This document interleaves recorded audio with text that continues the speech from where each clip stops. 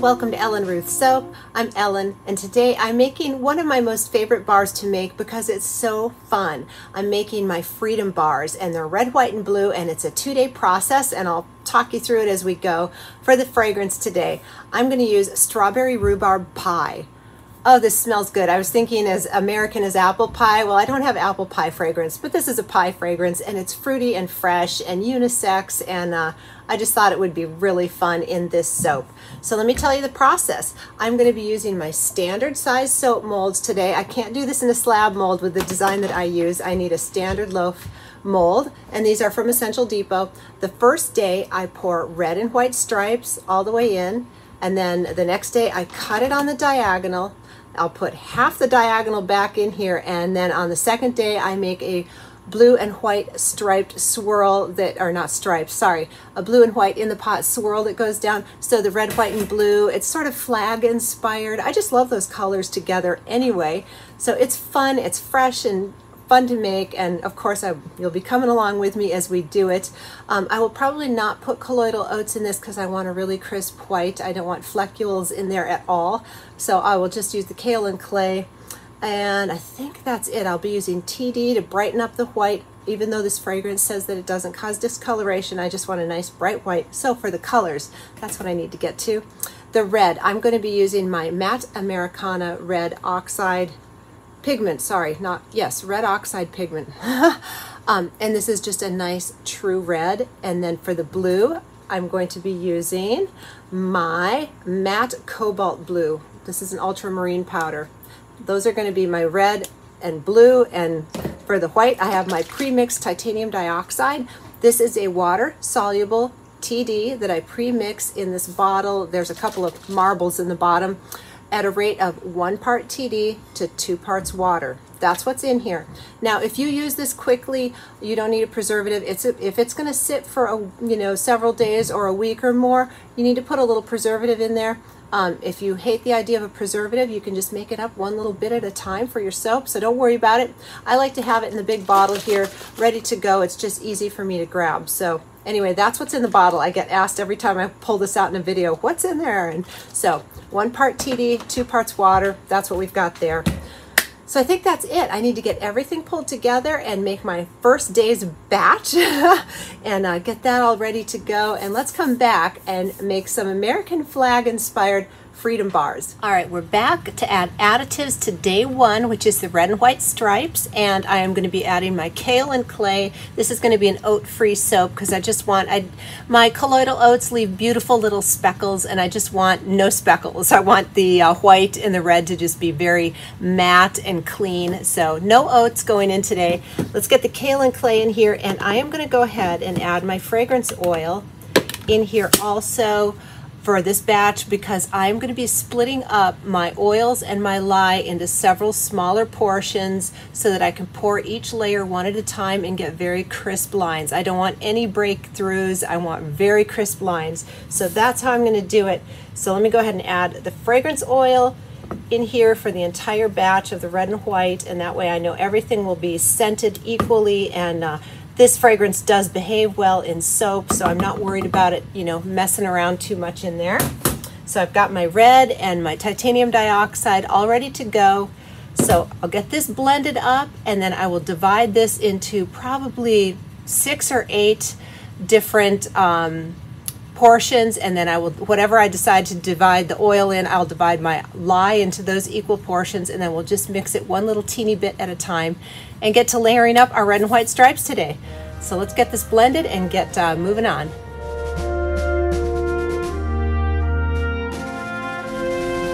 All right, I've got all of my oils with the additives split into 6 different equal containers. I have my lye solution split into 6 equal different containers, and so we'll do this one bite-sized piece at a time, red and white staggered.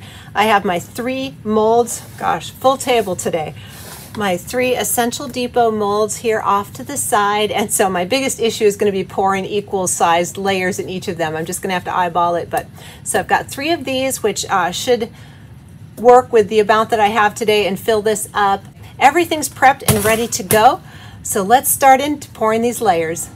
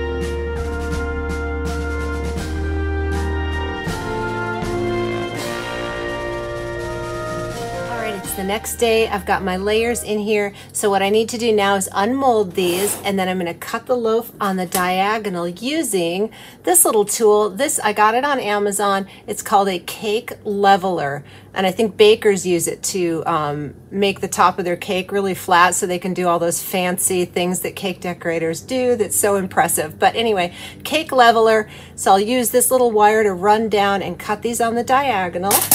And then let me just show you this now before we get into the rest of my next step. I have a piping tip here. It's my Wilton 1M that I can do little stars when it's all said and done. I want to do some little stars on the top. So that's what's going on off to the side. Let's get these out of the mold and get these cut so that we can move on to the next step.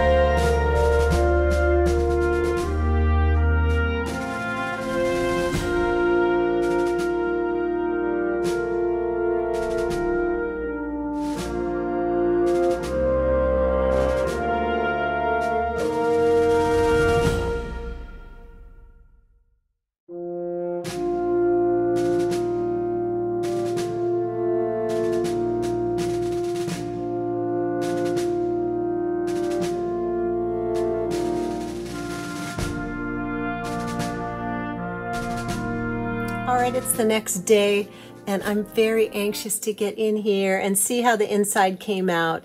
And let me tell you a small confession.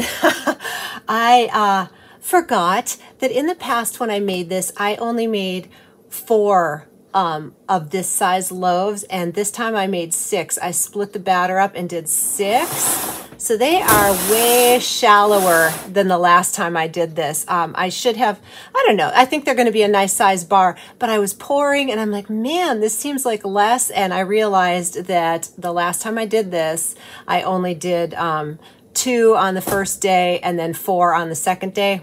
So anyway, let's get these out of the mold and see how tall these bars are and how we like the way they look. And smells great in here. I think they look really pretty on top. So let's get in here and see what we've got.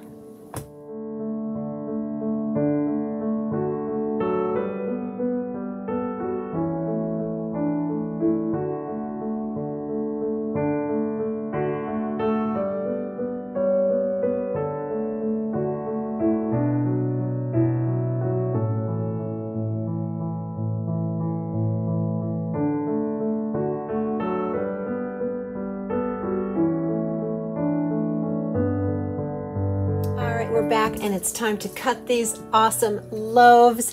And of course, with the little, you know, bleeding through, or it came through the side of the mold is what I'm trying to say. When I poured this, I had some seepage. And so I will be using my soap planer here. I got this on Amazon, very inexpensive. There's a link in my Amazon store for these, but I'll show you how to clean up these bars because this is a beautiful soap. And so any places where I have that sort of, let's turn it around like here, you can just plane that down and then you get a beautiful bar. So anyway, let's get in here and get these cut.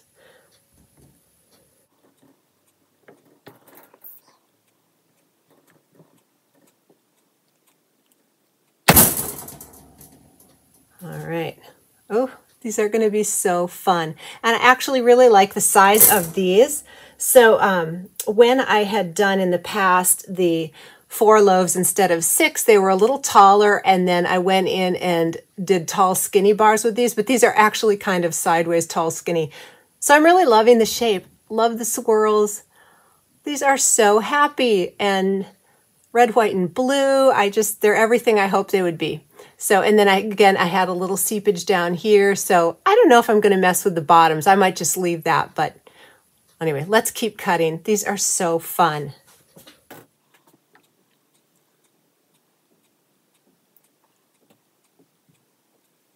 Oh, I love that swirl. How fun is that? Oh, these are making me happy. These look like awesome summer soaps, right? All right, let's get into the next loaf. And again, you know, the seepage, easy to clean up.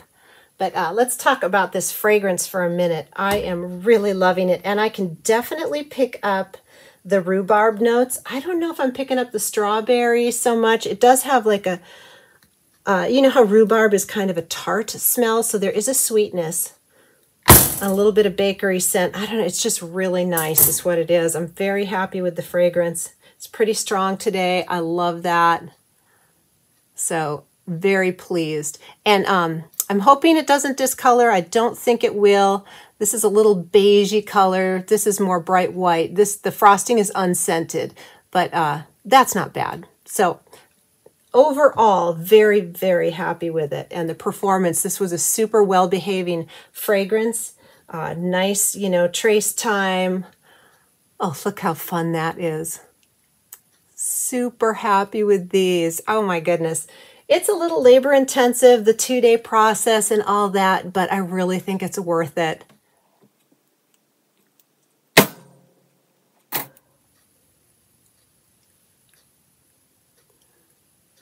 All right, well, I'm just going to finish cutting these. I'm going to let them sit for a couple of hours and let the surface area on them dry. Look at how fun that is. And then I will come in and bevel and clean up with my planer any messiness to make these really pretty bars even prettier. So I thank you so much for joining me today. And don't forget to hit the subscribe button bell for notification, all of that good stuff, so you don't miss anything going on in the soap studio. And it really does help my YouTube algorithm, which I totally don't understand the whole algorithm universe, but anyway, all the interaction really helps. So I appreciate it. I read every comment, and I thank you so much for taking the time to be with me today. Have a wonderful day.